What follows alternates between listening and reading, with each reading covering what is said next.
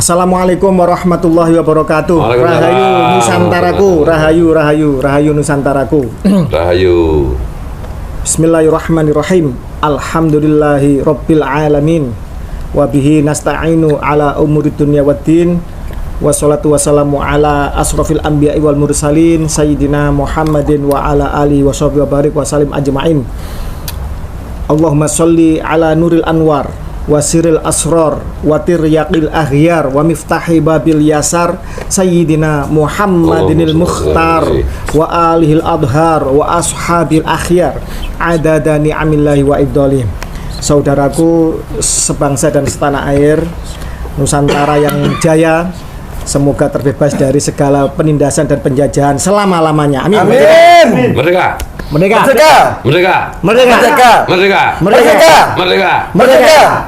Baik, pada siang hari ini di bumi Pleret Nan Permai, di Ponpes Raudhatul Fatihah, Kiai Haji Muhammad Fuad Riyadi atau Gus Fuad Pleret, telah hadir saudara kita, sahabat kita yang saya baru ketemu hari ini. Saya baru ketemu hari ini. Kita tidak pernah janjian, tidak pernah kenal, juga tidak ada hubungan kekerabatan yang dekat, maksudnya entah di masa nenek leluhur, kakek leluhur, wallahu a'lam.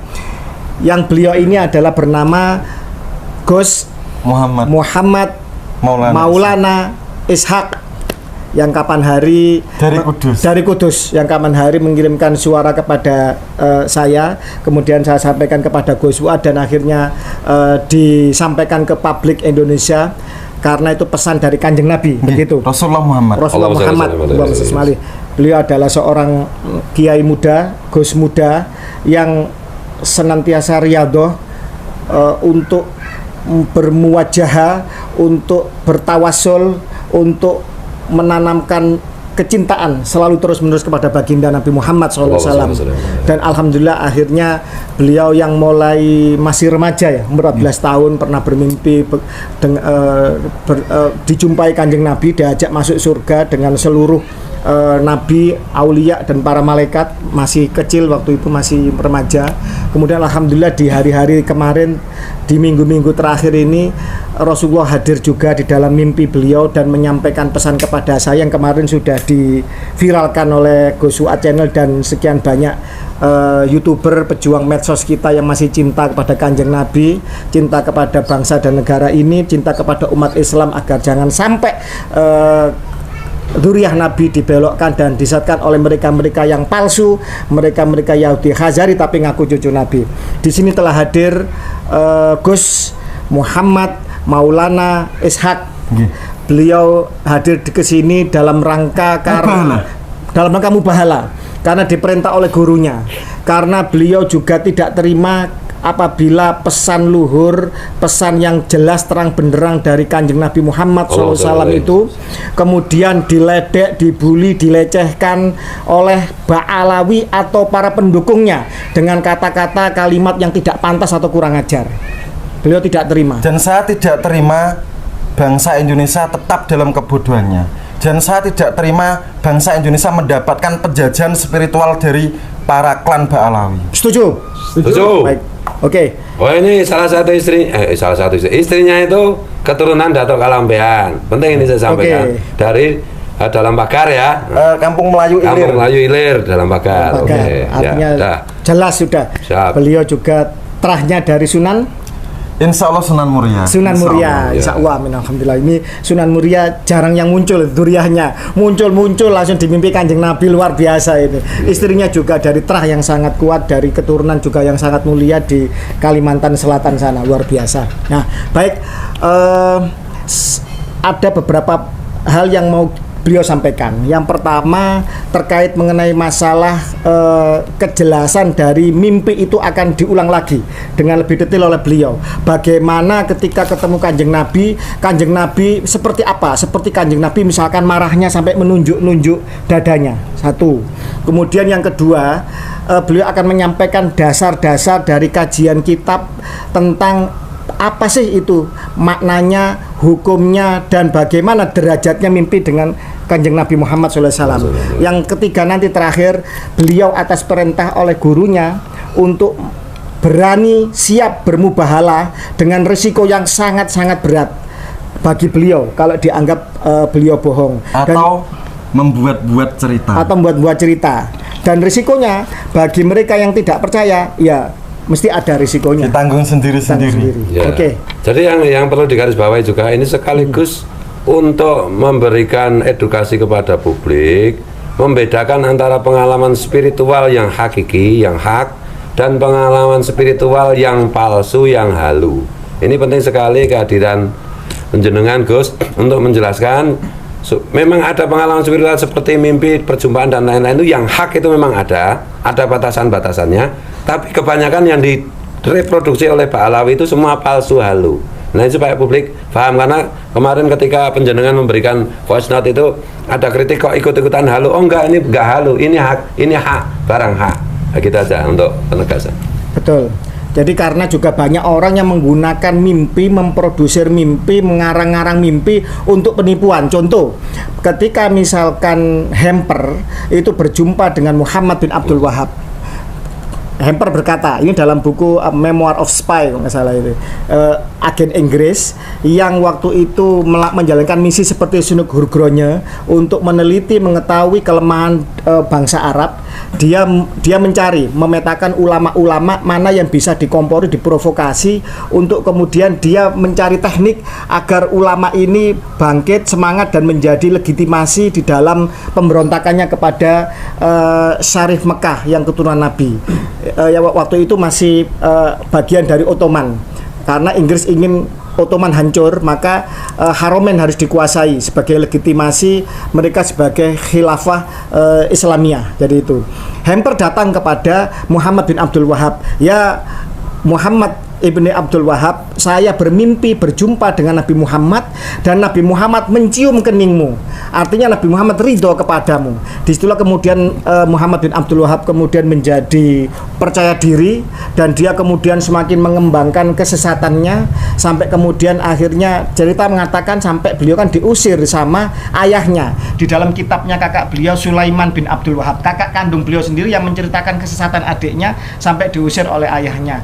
Dan kemudian dari dasar legitimasi mimpi itu digunakan untuk menipu, untuk menghalusinasi dan menjadi dasar bagi pemberontakan gerakan Wahabiyah di Jazirah Arab atau di Hijaz sana. Dari Najd menuju ke Hijaz untuk kemudian menjadi anteknya Inggris. Dan insya Allah sampai sekarang Saudi Arabia selalu bungkam, tidak pernah tegas kepada Zionisme Israel. Demikian.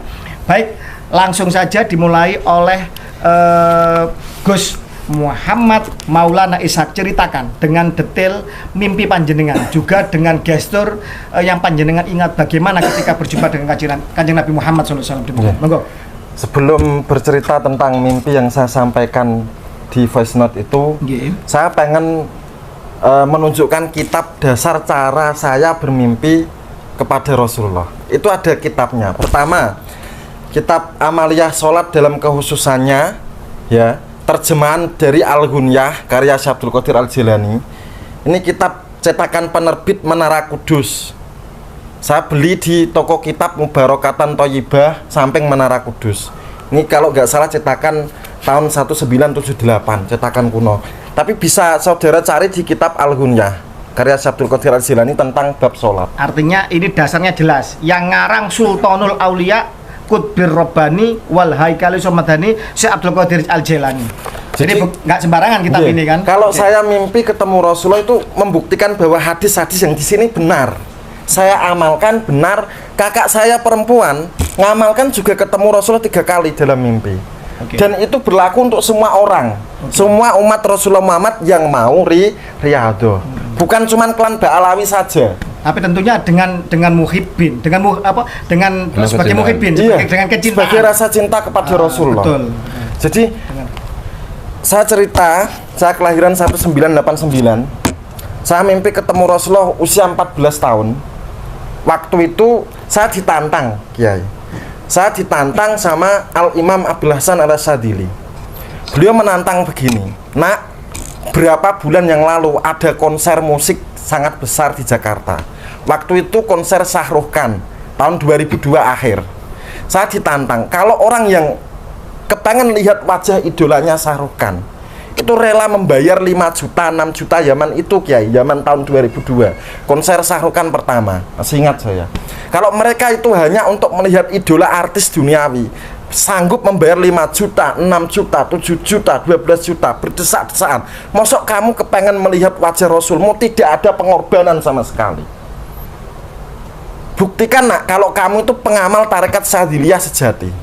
Caranya bagaimana guru? Caranya kamu harus mimpi ketemu Rasulullah. Itu ujian pertama saya dari Al-Imam Abil Hasan Asyadzili. Saya tanya sama Kiai Sekudus, nggak ada yang bisa jawab, nggak ada yang berani jawab, hanya menangis. Karena mereka pun juga mungkin tidak pernah ketemu Rasulullah dan juga tidak tahu caranya. Akhirnya saya menangis selama 2 bulan. Setiap sholat saya munajat, minta pertolongan sama Allah, sampai saya ketemu kitab ini waktu saya kecil. Kemudian saya berjumpa Rasulullah pertama kali usia 14 tahun. Saya mengamalkan di kitab ini ya, bagian sholat Jumat, bagian sunnah sholat Jumat. Di sini dijelaskan bahwa disunahkan lagi setelah sampai ke masjid hendaknya mendirikan sholat 2 rakaat. Jika waktunya masih luas, maka lebih diutamakan melakukan 4 rakaat. 4 rakaat. Dalam sholat tersebut membaca surat Al-Fatihah sekali dan Al-Ikhlas 200 kali. Rakaat pertama. Rakaat kedua Fatihah sekali, Al-Ikhlas 50. Rakaat ketiga Fatihah sekali, Al-Ikhlas 50. Rakaat keempat Fatihah sekali, Al-Ikhlas 50. Di sini hal ini berdasar riwayat dari Nabi. Beliau mengatakan, barang siapa yang mengerjakan sholat seperti itu, maka dia tidak akan mati sampai mengetahui tempatnya di surga atau melihat nabinya. Dan alhamdulillah saya mendapat dua-duanya. Dalam mimpi saya masih bisa bercerita Kiai. Jadi tanah di surga itu tanahnya dari minyak misik. Boleh dicocokkan sama hadis. Temboknya ada yang dari emas dan ada yang dari berlian. Dalam mimpi saya. Kemudian ada air mancur dan bidadari berterbangan memakai sutra. Kemudian ada daun yang rantingnya dari perak dan daunnya dari emas. Itu saya sebelum melihat Rasulullah ditampakkan surga. Nah, saya sholat sunnah ini saya masih ingat gambaran surga ya? Gambaran surga. Dan semua orang muslim punya jatah komplek masing-masing di surga, walaupun mereka bukan pengikut Ba'alawi. Semua orang muslim punya jatah komplek di surga. Hanya ada yang ditampakkan, ada yang tidak ditampakkan. Nah, itu sebelum saya ketemu Rasulullah dalam surga itu. Nah, selanjutnya kalau panjenengan itu membuka ya, salah seorang tabi'in bernama Ibrahim At-Taimi, setelah diajarkan Nabi Khidir Al-Musabbiatul Asar, Fatihah 7 kali, Al-Ikhlas 7 kali, Al-Falaq 7 kali, An-Nas 7 kali, Al-Kafirun 7 kali, ayat kursi 7 kali, dan seterusnya. Itu kan minta hadiah sama Nabi Khidir. Kalau kamu mengaku ini yang ngasih Rasulullah, aku kasih cara untuk bertemu Rasulullah. Tabi'in Ibrahim At-Taimi bilang begitu. Nabi Khidir mengajarkan, ini di sini, kamu sholatlah 2 rakaat, salam sekali, Fatihah sekali, Al-Ikhlas 7 kali, kemudian membaca doa ini ya. Dan saya amalkan 2 malam. Hasilnya saya dalam mimpi setelah 2 malam itu, saya mimpi ketemu Rasulullah beserta 70 saf Nabi, Rasul, malaikat dan wali yang di dalam surga, yang panjangnya dari timur sampai barat. Seperti tabi'in Ibrahim At-Taimi mengalami, karena mengamalkan ajaran Rasulullah yang dihadiahkan kepada Nabi Khidir. Buka di kitab Al-Ghunyah karya Syabdul Qadir Al-Jilani bab Al-Musabbiatul Asar. Itu ada penjelasannya. Saya bisa seperti itu karena mengamalkan kitab.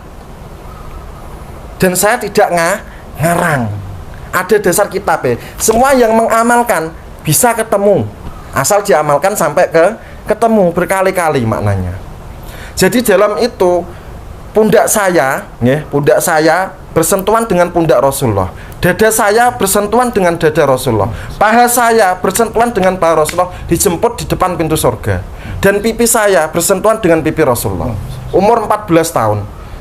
Jadi jangan sekali-kali mendoktrin kami bangsa Nusantara pamer surga. Jangan pamer surga ya klan Ba'alawi kepada kami di bumi Nusantara. Paham ya? Orang yang seperti saya banyak Cuman mereka tidak diizinkan Rasulullah untuk keluar ke masyarakat. Dan saya adalah salah satu yang diizinkan. Betul. Kenapa? Karena banyak YouTuber yang merosting video saya kemarin. Itulah yang menyebabkan turun izin bagi saya untuk keluar gelanggang dan tidak pernah mundur atau balik arah. Gitu ya. Terus kemudian kitab yang kedua. Siapa ini? Coba tolong Gus Ya ini channel. Kemudian Gus Sanaye ya, buka ya. Kitab Afdholi Sholawat ala Sayyidi Sadat Imam Yusuf bin Ismail An-Nabhani, halaman 25.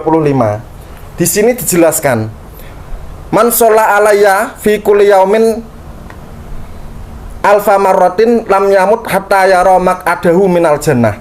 Barang siapa yang bersolawat kepadaku setiap hari 1000 kali, dia tidak akan mati sampai mengetahui tempatnya di surga.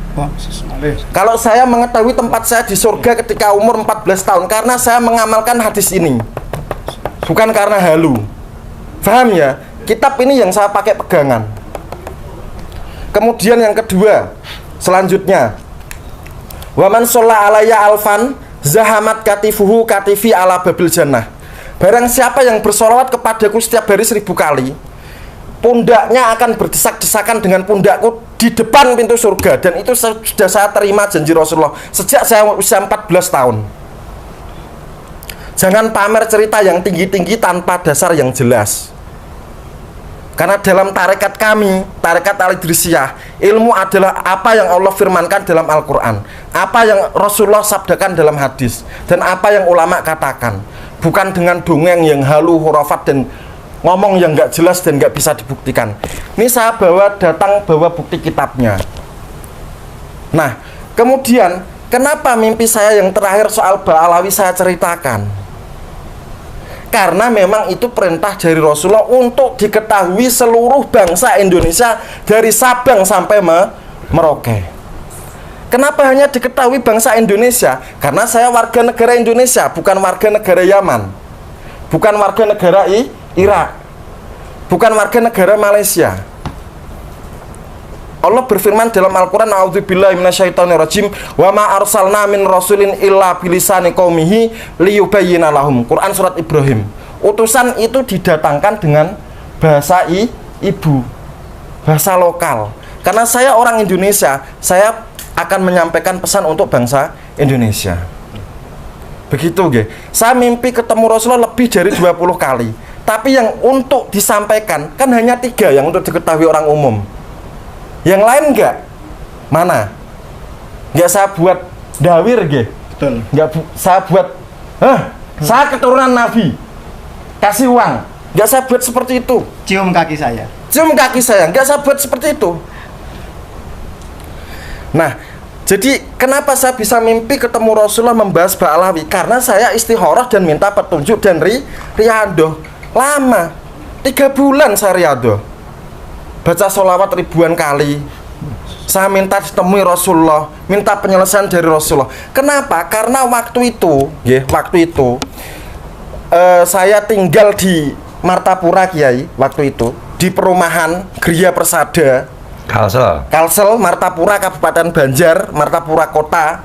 Kalau nggak salah desanya itu masuk di Tungkaran, Martapura Kota, Komplek Gria Persada. Saya masih ingat. Nah, di situ ketika waktu menjelang Idul Fitri, ya diingat-ingat ya, menjelang Idul Fitri ada gerhana matahari. 3 hari menjelang Idul Fitri atau 2 hari. Dan saya karena dikasih sedikit Allah pengetahuan tentang falak, saya menghitung. Waktu itu saya mendengar tesis Kiai Imaduddin Utsman viral di YouTube pertama kali bagi saya, bukan bagi bangsa Indonesia. Waktu itu bertepatan dengan gerhana. Saya menghitung kemana larinya percaturan Ba'alawi dan Kiai Imad ini. Dari hitungan falak itu, Kiai, telah diketahui bahwa selama ini bangsa Indonesia telah dibodohi oleh klan Ba'alawi. Ditipu mentah-mentah. Dan di situ saya menghitung ada 3 kasus besar yang akan terbongkar. Yang pertama, pembodohan klan Ba'alawi yang mengaku dzurriat Nabi padahal bukan. Yang kedua, kasus emas di Kementerian Keuangan. 109 triliun baru diungkap sama Prof. Mahfud. Yang ketiga, soal rekening bongsor dana Ponpes Al Zaitun. Itulah yang terungkap setelah gerhana. Paham nggih? Nah, di situ kemudian apa benar ini hitungan falak saya? Saya beristikharah. Sampai akhirnya saya ketemu Rasulullah Muhammad dengan ciri-ciri beliau yang ada di kitab Syama'il Muhammadiyah dan Sahih Bukhari. Seperti misalnya nggih, tingginya tidak tinggi dan tidak rendah. Rambutnya bergelombang. Suaranya lembut dan tidak pernah membentak atau meninggi. Kalau berhadapan dengan beliau, seluruh ilmu akan hilang, terserap, dan ya mendadak bodoh lah. Seperti itu. Kemudian tangannya berbau minyak ambar. Pernah apa enggak yang mendustakan mimpi saya disuapi Rasulullah dengan roti dengan bau tangan beliau yang berbau parfum ambar? Tahu parfum ambar apa enggak? Kemudian rambut beliau yang hitam, yang seakan-akan berminyak terus, ada tetesan air walaupun bukan, tidak diminyaki. Kemudian wajah beliau yang kotak dan rahangnya tegas terlihat, dengan jenggot yang tidak panjang seperti orang Wahabi kiai, tertata rapi. Dan beliau itu orang yang paling tawadhu yang pernah saya temui. Manusia yang paling tawadhu itu Rasulullah Muhammad. Nah, ketika bermimpi, karena saya memang istikharah, saya memang riyadhah selama 3 bulan, saya bertanya sama Rasulullah. Itu agak jauh kiai, itu jaraknya sekitar 3 meter waktu perjumpaan tanya soal Ba'alawi pertama. Saya bertanya, ya Rasulullah, kaum Ba'alawi itu cucumu atau bukan? Keturunanmu atau bukan?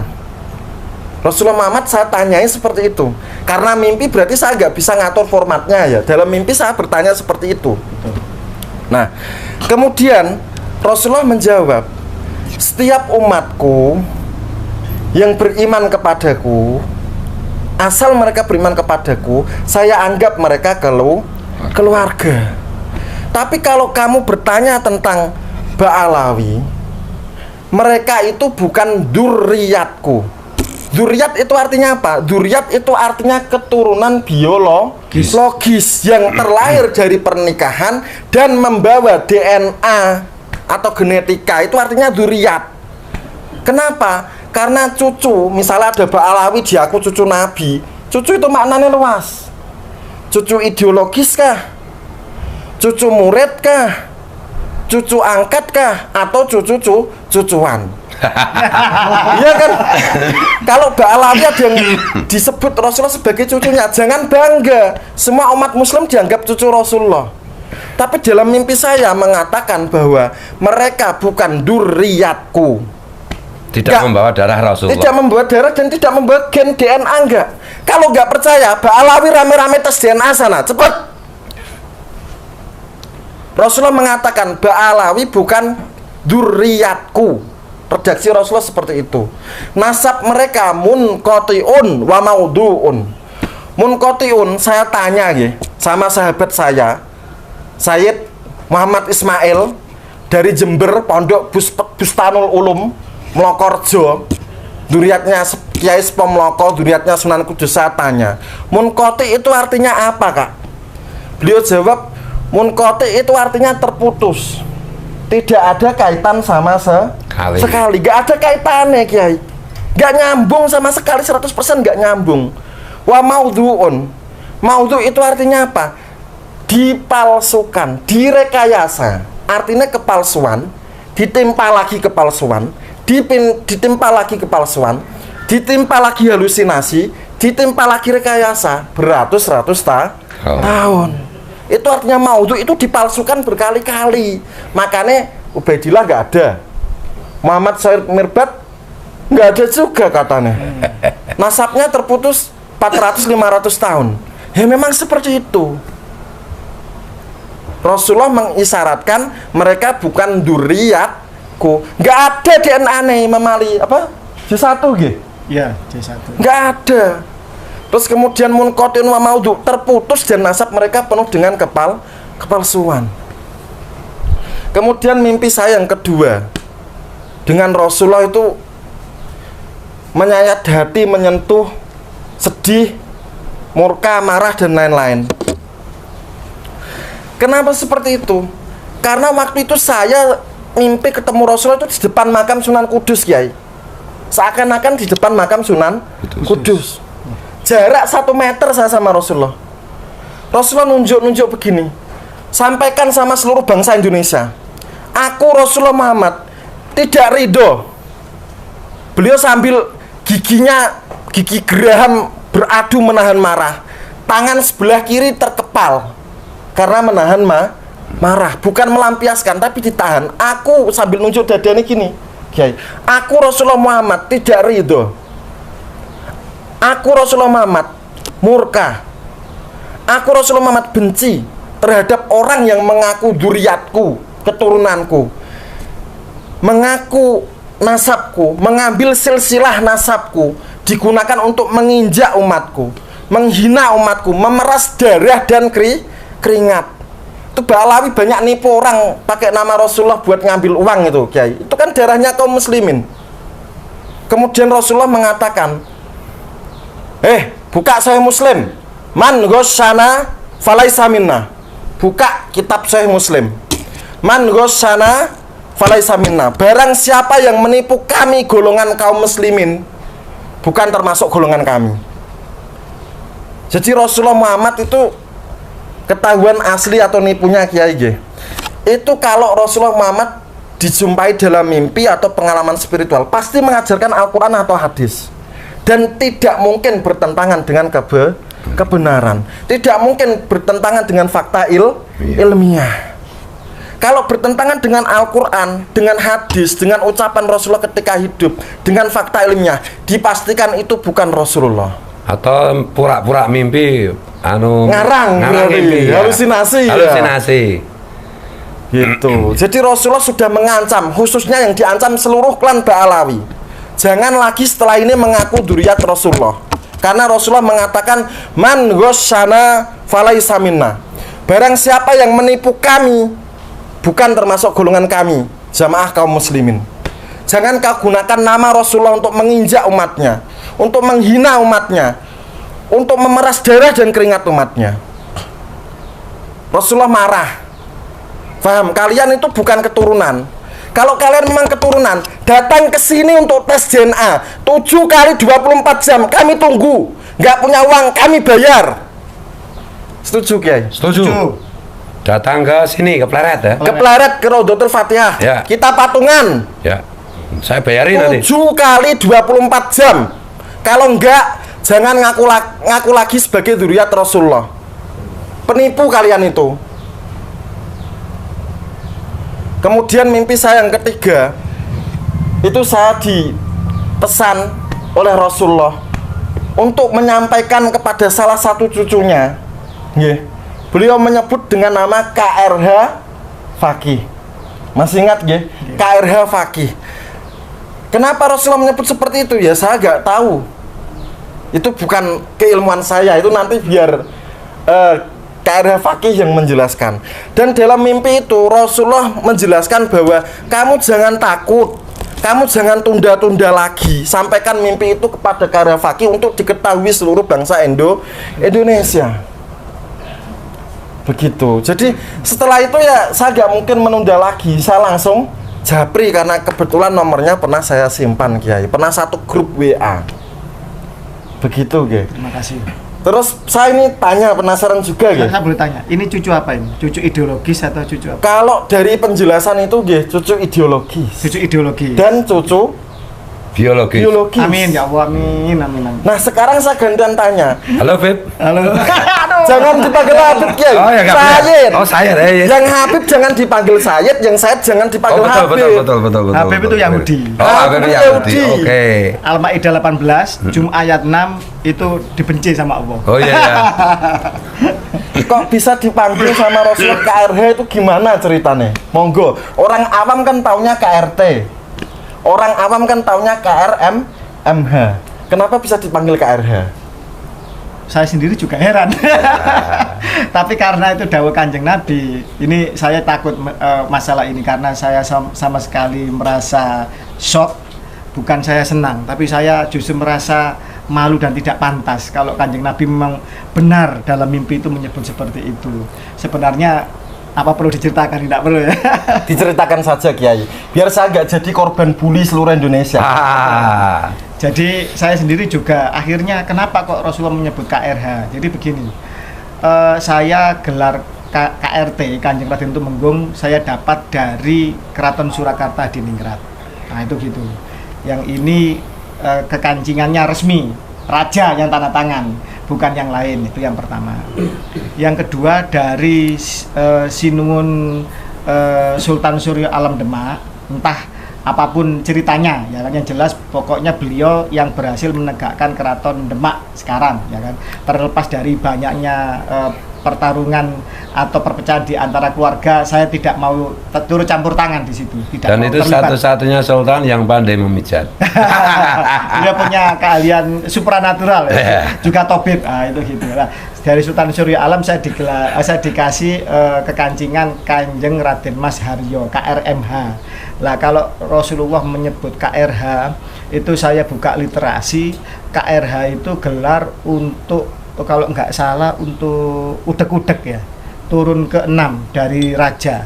Lah wallahu alam, apakah benar seperti itu ya, nanti kita telusuri benar tidaknya. Tapi kalau dari HB kan kira-kira anu ya, jangan bahas itu, saya tidak berani. Nanti itu nanti aja. Kalau saya udah dapat kekancingan baru saya buka ke umum. Sudah dikonfirmasi. Sudah terkonfirmasi ya. Kalau memang sesuai dengan data di keluarga kami, dari komparasi, kompilasi, kolaborasi dari berbagai pihak, ada indikasi ke salah satu Hamengkubuwono, saya garis ke-6 melalui BPH Fulan. Itu kalau memang benar ya berarti Rasulullah menyebut KRH itu memang benar dari turun ke-6, artinya udek-udek. Nah itu, tapi saya tidak berani menyebutkan dan saya juga tidak berani menyampaikan di sini. Khawatir saya salah. Kalau salah kan malu-maluin. Apalagi kalau kemudian ternyata ya itu tadi saya dianggap cucu Kanjeng Nabi. Waduh, ini saya tidak kuat saya menerima beban ini karena saya merasa tidak pantas demikian. Kalau Gus Suat jelas pantas ini. Walaupun kami masih kerabat tapi beliau lebih pantas. Karena apa? Karena ada buktinya. datuknya itu langsung wali kutub gitu. Mbah Abdul Rauf ya. Mbah datuk saya itu sepupunya Mbah Abdul Rauf, Kiai Madya Kromo. Cucunya Kiai Syabuddin Mekaten. Kalau panjenengan mungkin pantas karena mimpi Kanjeng Nabi berkali-kali. Ya, kalau saya mohon maaf tidak ya, pantas. Darah saya merah bagaimana darah orang Nusantara. Saya makan di bumi Indonesia tidak mengenal kasta. Orang biasa saja lah, orang umum aja lah saya. Oke, gitu lanjut ini kayaknya topiknya belum selesai. Masih ada satu kitab lagi yang. Kemudian para YouTuber yang suka merosting saya, silahkan buka kitab Sa'adatud Daurain fi sholati ala Sayyidil Kaunain, karya Syekh Yusuf bin Ismail An-Nabhani, halaman 425. Di sini menerangkan bahwa ketika seseorang mimpi bertemu Rasulullah itu tidak bisa diserupai oleh setan. Pertama, yang kedua, dan di sini mimpi bertemu dengan Rasulullah itu Rasulullah bisa mewujud dalam berbagai macam wujud. Ada yang saya sendiri kayak pernah ditemui Rasulullah dalam wujud orang tua usia 60 Kiai pernah usia paling tampan 30-an yang keindahan Rasulullah ketika menjemput saya di depan gerbang pintu surga itu cahaya Rasulullah mengalahkan cahaya surga. Makanya benar kalau cahaya surga dengan cahaya Rasulullah itu kalah indah. Dan tujuan para wali itu hanya berkumpul bersama Rasulullah, bukan surganya. Kenapa? Ya karena Rasul di surga ya kita ikut Rasulullah. Gitu.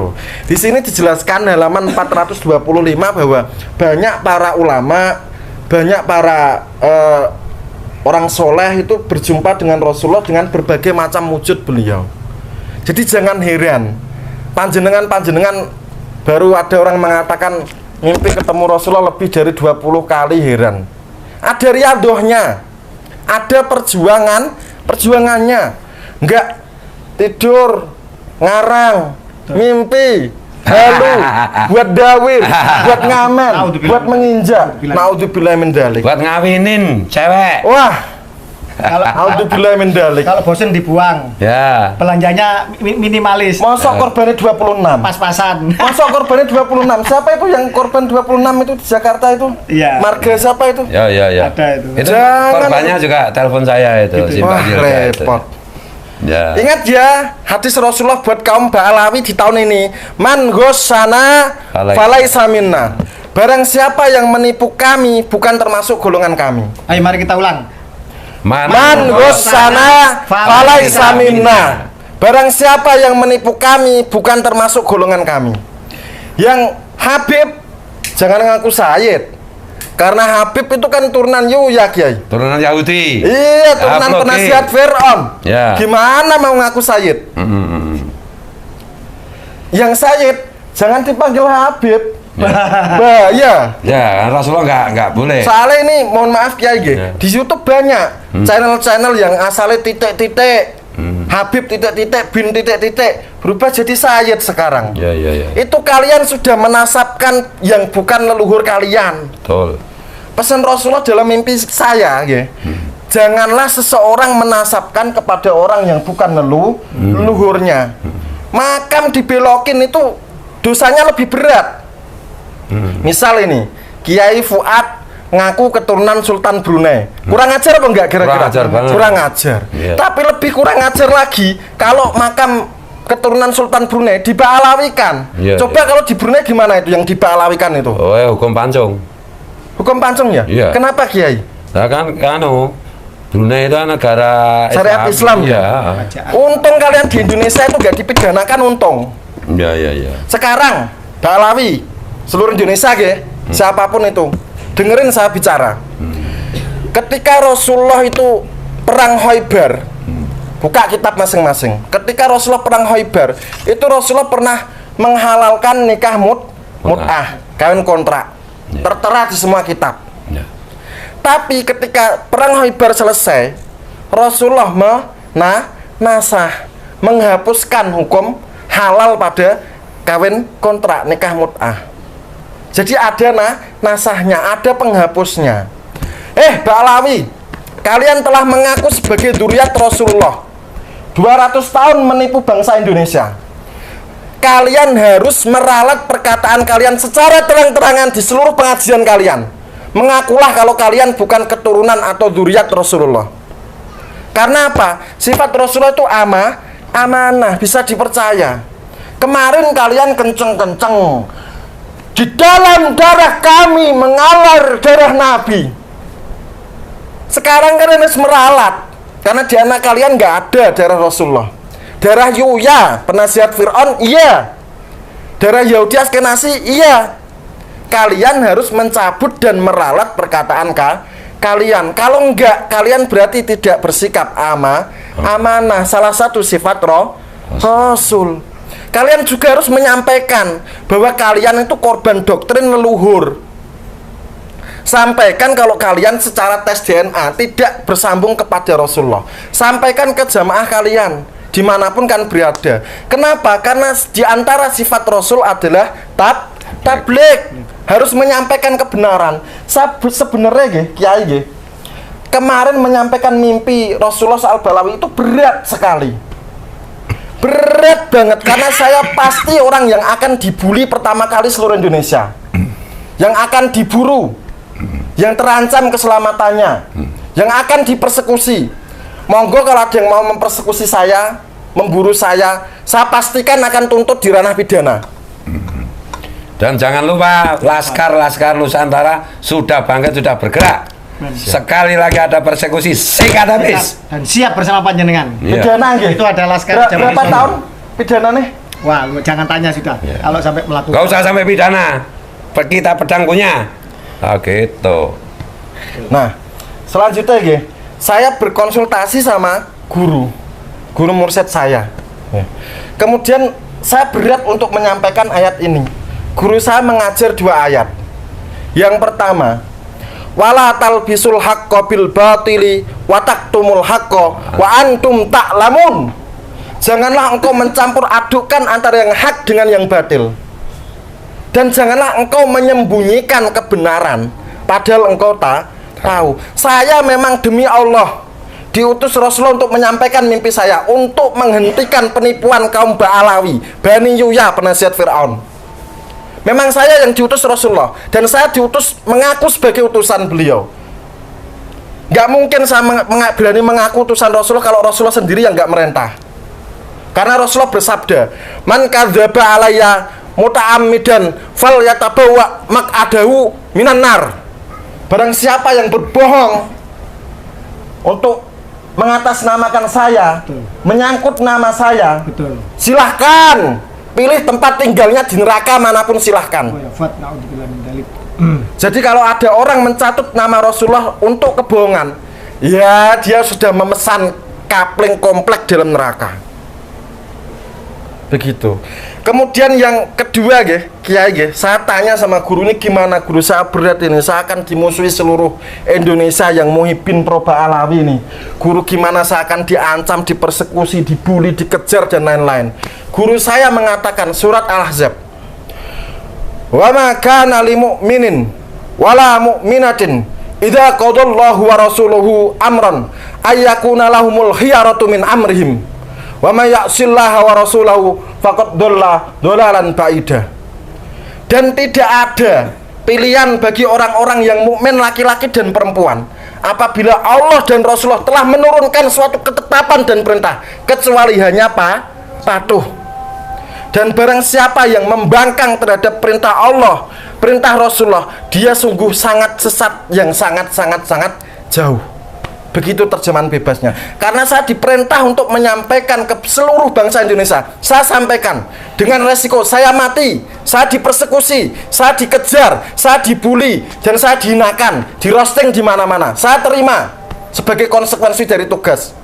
Dan insya Allah tidak akan pernah mundur untuk selama-lamanya, membebaskan bangsa Indonesia dari perbudakan ideologis dan spiritual. Merdeka! Merdeka! Merdeka! Merdeka! Merdeka! Merdeka! Merdeka! Ini mohon maaf Kiai, saya nunggu untuk disumpah dan mubahalah ini. Saya sudah sakit dan marah terhadap pelecehan Ba'alawi. Tolong ambilkan Quran.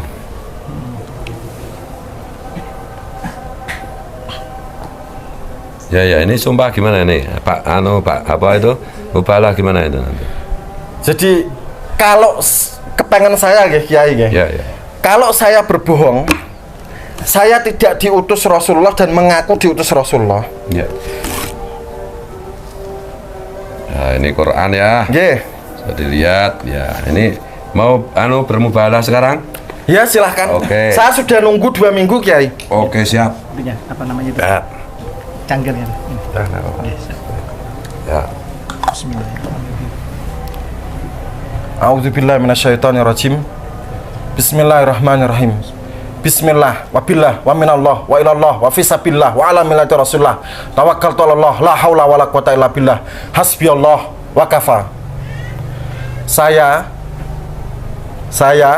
Muhammad Maulana Ishak, orang Kudus asli, kelahiran Kudus dan menetap di Kudus.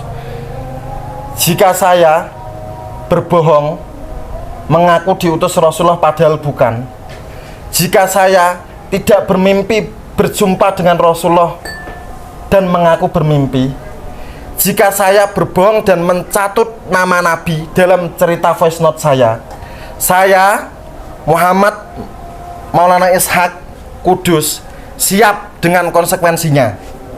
Yang pertama, 1. Mati dalam 10 hari di kamar sendiri, di rumah sendiri, biar tidak dibunuh orang Kiai. Yang membunuh adalah Allah dengan tangan Rasulullah sendiri. Yang kedua, saya siap masuk neraka pertama kali di antara umat Rasulullah Muhammad. Dan saya siap untuk keluar dari neraka terakhir kali di antara kalangan umat Rasulullah Muhammad. Karena saya telah menyampaikan bahwa Ba'alawi munqati'un wa maudhu'un, nasabnya terputus dari Nabi dan penuh dengan rekayasa kepalsuan.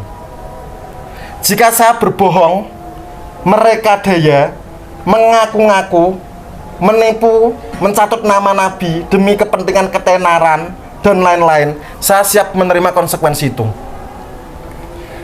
Tapi jika saya benar, saya minta mataharinya klan Ba'alawi di Indonesia pecah, bulannya klan Ba'alawi di Indonesia pecah, buminya klan Ba'alawi di Indonesia pecah, dan kebobrokan kaum Ba'alawi dari Sabang sampai Merauke terungkap secara terang benderang. Juga mataharinya klan Ba'alawi di bumi, seluruh bumi pecah, bulan klan Ba'alawi seluruh bumi pecah, dan mereka akan terbongkar sebagai bukan dzurriyyat Rasulullah, bukan keturunan biologis dari Rasulullah. Cukup nggih atau perlu ditambah lagi? Dan seluruh umat Rasulullah mengetahui dan menyadari bahwa Habib-Habib Ba'alawi bukan dzurriyyat Rasulullah. Setuju, Kiai. Bagi pendukungnya.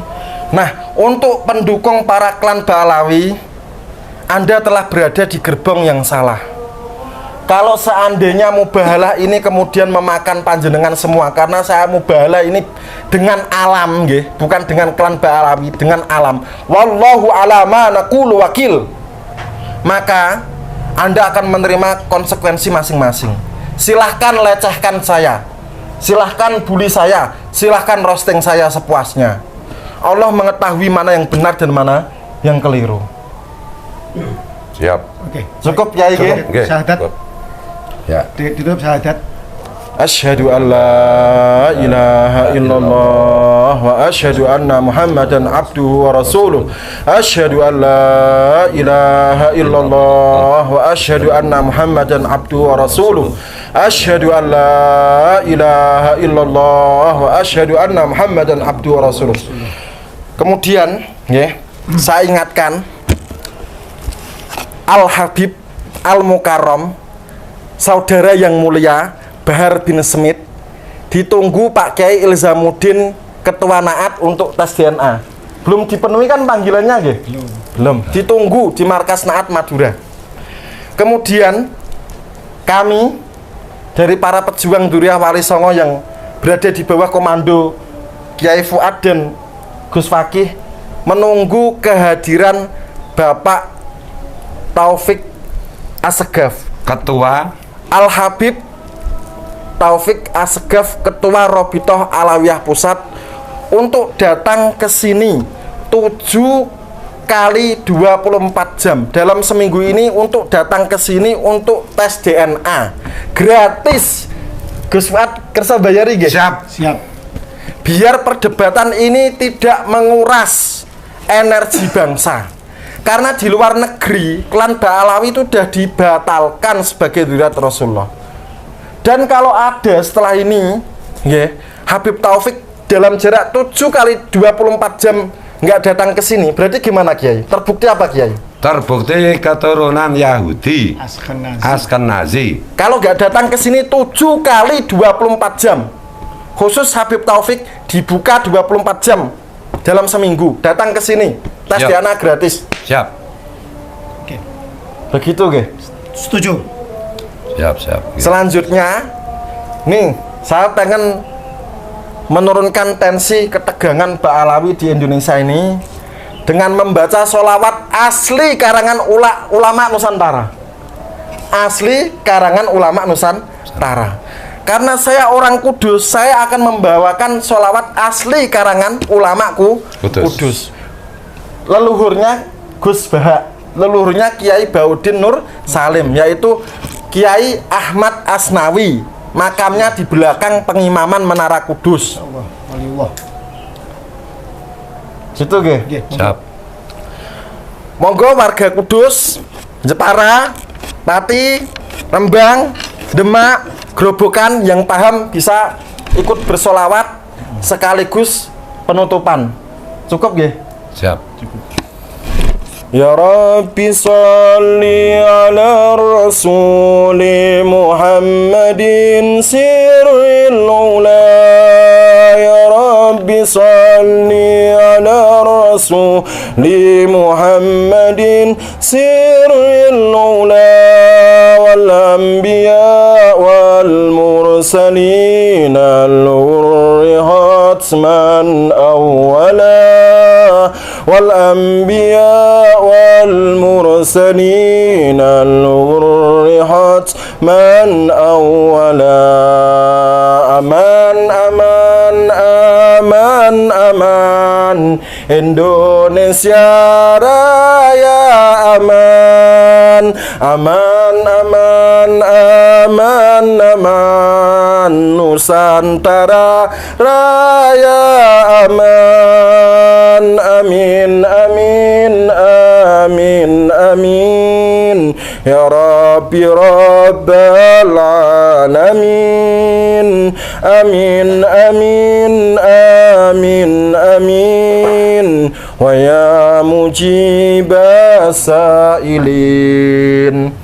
Peringatan terakhir nggih, kaum Ba'alawi yang ada di Indonesia, jangan gunakan nama Rasulullah untuk menghina umatnya, untuk menginjak umatnya, untuk memeras darah dan keringat umatnya. Rasulullah marah. Nggih. Man ghassana falaisa minna. Jangan ngaku-ngaku keturunan Rasul. Jangan ngaku-ngaku lagi keturunan Rasulullah. Dan para korban Ba'alawi.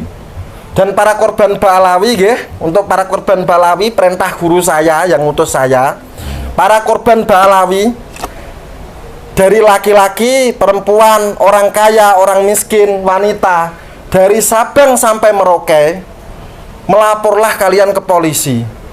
Melaporlah kalian ke polisi. Nggak ada dzurriyyah Rasulullah itu terus bebas dari hukum, itu nggak ada. Padahal bukan dzurriyyah Rasul. Padahal bukan dzurriyyah Rasul. Rasulullah bersabda, "Lau saraqat Fatimata binta Muhammadin laqata'at yadaha biyadai." Andaikan telah mencuri Fatimah, putri perempuan, putri biologis perempuan Rasulullah Muhammad, maka aku akan memotong kedua tangannya dengan tanganku. Rasulullah itu penegak hukum paling hebat. Jadi tidak ada dzurriyyah Rasulullah itu bebas dari dosa, bebas dari hukum. Kalau memang korban Ba'alawi banyak, saya minta, saya mohon, melaporlah kalian ke polisi. Kalau masih tidak ditanggapi, melapor kepada para pejuang medsos, biar diviralkan dulu.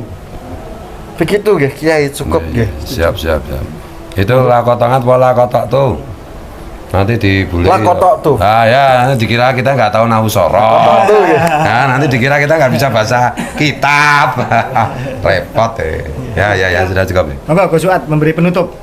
Jadi itu ya, dari apa yang disampaikan Gus Maulana kita bisa belajar mengenai pengalaman spiritual yang hakiki, yang hak, dan pengalaman spiritual yang palsu yang dibuat-buat. Itu bisa dibedakan.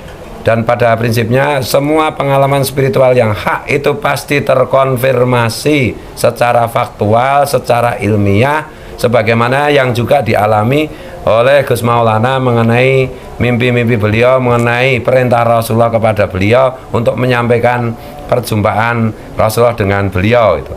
Jadi mimpi ketemu Rasulullah itu kaidah dasarnya kan tidak boleh diceritakan kepada siapapun kecuali Rasulullah memerintahkan untuk menyampaikan mimpi tersebut.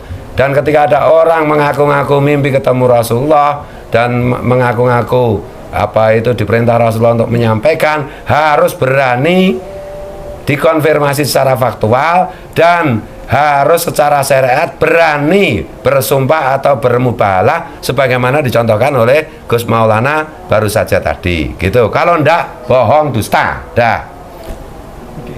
Ya. Merdeka! Merdeka! Merdeka! Merdeka! Merdeka! Merdeka! Wallahu muwaffiq ila aqwamit thoriq. Wassalamualaikum warahmatullahi wabarakatuh. Waalaikumsalam. Rahayu Nusantaraku. Rahayu.